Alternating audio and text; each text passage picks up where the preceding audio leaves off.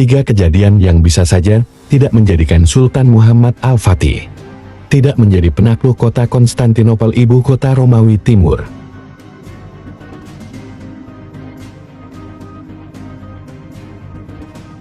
Satu, Khalifah Harun ar-Rasyid melawan Kaisar Nikephorus. Semuanya berawal ketika tahun 802 Masehi di bulan Oktober. Ratu Irene dari Kekaisaran Romawi Timur dilengsarkan oleh Nikephorus karena menganggap bahwa Kekaisaran Romawi Timur menjadi lemah saat dipimpin oleh seorang wanita. Dan di masa pemerintahan Ratu Irene, Kekaisaran Romawi Timur banyak mengalami kekalahan melawan Kekhalifahan Abbasiyah. Lalu pada musim semi pada tahun 803 Masehi, Nikephorus ngajak baku hantam Kekhalifahan Abbasiyah.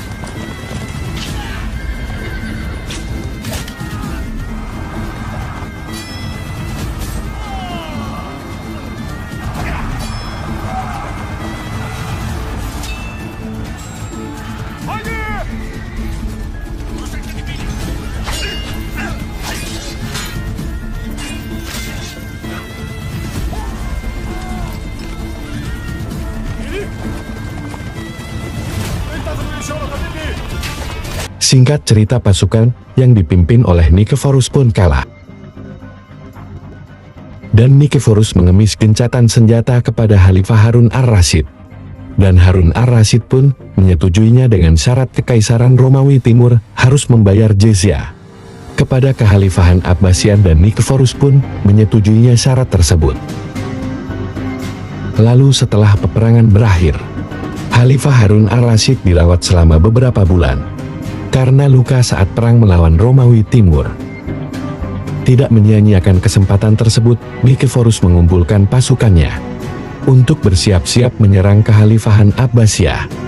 Dan pada tahun 804 Nikephorus menyerang Kekhalifahan Abbasiyah. Untungnya di saat yang bersamaan Khalifah Harun ar-Rasyid baru beberapa pekan sembuh dari sakitnya. Lalu Khalifah Harun ar-Rasyid menyerang balik pasukan Romawi Timur, lalu memberi julukan kepada Nikephorus dengan gelar anjingnya Romawi. Lalu Khalifah Harun ar-Rasyid dan pasukannya berhasil mengalahkan mereka hingga Nikephorus mengemis gencatan senjata lagi dan akan membayar jizyah dengan jumlah yang lebih banyak kepada Kekhalifahan Abbasiyah. Dan Khalifah Harun ar-Rasyid pun menyetujuinya. Andai saja pada waktu itu Khalifah Harun ar-Rasyid tidak menyetujuinya gencatan senjata, mungkin saja kota Konstantinopel akan ditaklukkan oleh Khalifah Harun ar-Rasyid. 2. Pertempuran Manzikert. Pertempuran ini terjadi pada tanggal 26 Agustus tahun 1071. Dan pihak yang menang adalah pihak Kesultanan Seljuk, karena berhasil mengalahkan pihak Kekaisaran Romawi Timur. Kaisar Romawi Timur serta 4.000 pasukannya dari 70.000 pasukan berhasil ditawan oleh pasukan Seljuk yang berjumlah 25.000 pasukan yang dipimpin oleh Sultan Alp-Arslan.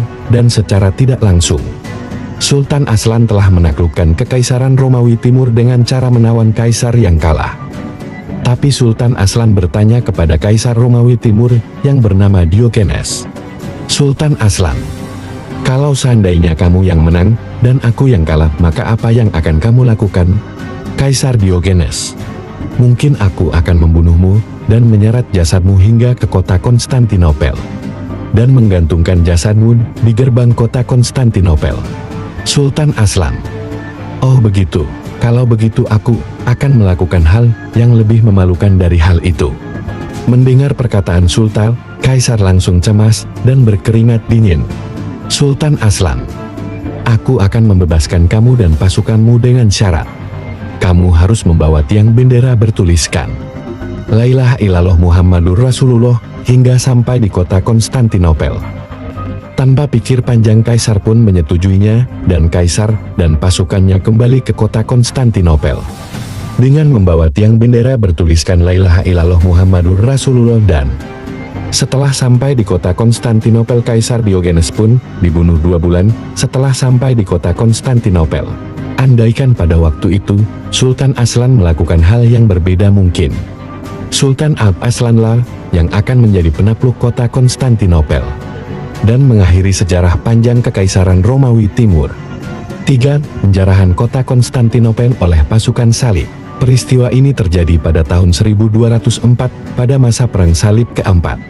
Peristiwa ini terjadi karena Kaisar Alexios III digulingkan oleh pasukan salib yang dibayar oleh kerabat Kaisar Alexios III, yaitu Alexios yang akan menjadi Kaisar Alexios keempat. Lalu Kaisar Alexios keempat digulingkan oleh pasukan salib atas suruhan kerabat Kaisar Alexios keempat, yaitu Alexios. Sepertinya pada waktu itu, nama Alexios adalah nama yang pasarannya Amigos, dan Kaisar Alexios keempat pun digulingkan oleh pasukan salib. Dan Kaisar Alexios kelima pun naik tahta, tapi Kaisar tak sanggup membayar pasukan salib yang telah berhasil membantunya naik tahta, dan akhirnya pasukan salib pun menjarah kota Konstantinopel sebagai bentuk kekesalan kepada Kaisar Alexios kelima. Untungnya Kekaisaran Romawi Timur tidak dikuasai oleh pasukan salib, hanya dijarah saja. Kalau pada waktu itu, pasukan salib menaklukkan kota Konstantinopel, maka Kekaisaran Romawi Timur akan berakhir untuk selama-lamanya. Dan itulah 3 kejadian yang bisa saja tidak menjadikan Sultan Muhammad Al-Fatih dari Wangsa Utsmani tidak menjadi penakluk kota Konstantinopel, ibu kota Romawi Timur. Jika ada pendapat lain silahkan kemukakan di kolom komentar.